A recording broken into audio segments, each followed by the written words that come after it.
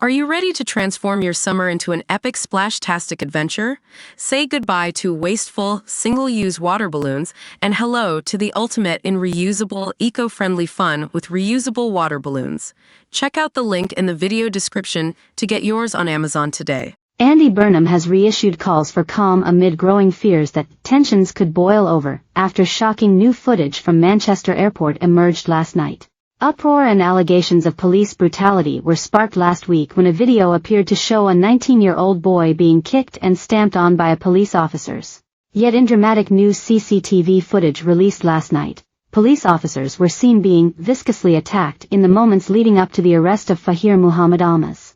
While senior police sources admitted one of officers seen kicking the teenager appears to have lost control, they insist the full picture is far more complicated than initially portrayed.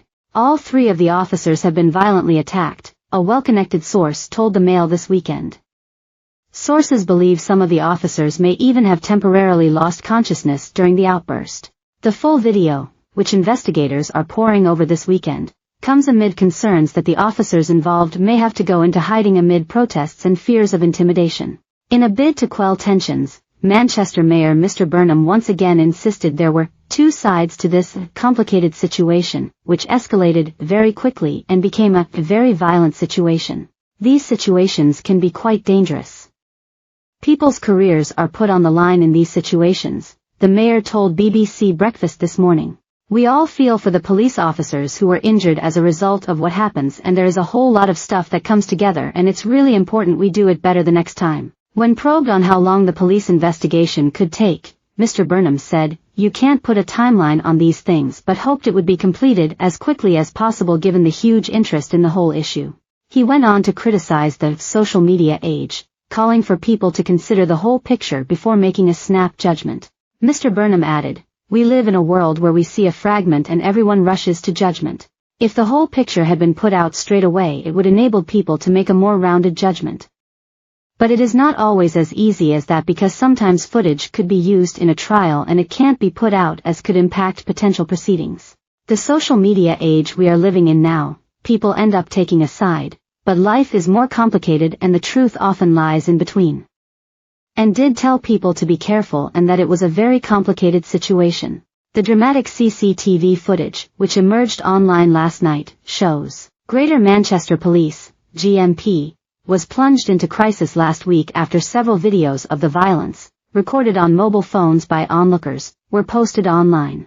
They showed Fahir being kicked in the head and stamped on by a male officer as he lay on the ground in an airport car park on Tuesday night. Amid chaotic scenes, the same male officer was then seen ordering Ahmad, 25, onto the floor, stamping on his thigh and hitting him on the back of his head. The footage provoked uproar, with a series of anti-police protests held in Rochdale, where the brothers are from. Tensions were raised further when Ahmed Yaqub, a controversial lawyer representing the two men, claimed that the incident had been an attempted assassination. Yet last night in a TikTok video the lawyer insisted he does not promote violence and claimed he had been behind the de-escalation of the whole situation by urging protesters to go home. Definitely at some points there was a concern that the tensions might boil over. There's not hiding from that, Neil Emmett, the leader of Rochdale Borough Council said. Fahir's family had urged protesters not to attend any more protests at Manchester Airport in a statement on Friday night, telling people to refrain from attending the planned demonstration. "We would not like anyone to be inconvenienced as a result," they wrote on social media. Meanwhile, Muslim community leaders condemned the absolute condemnation of the horrific actions of some GMP officers before reassuring locals that a full and proper investigation will take place with community engagement.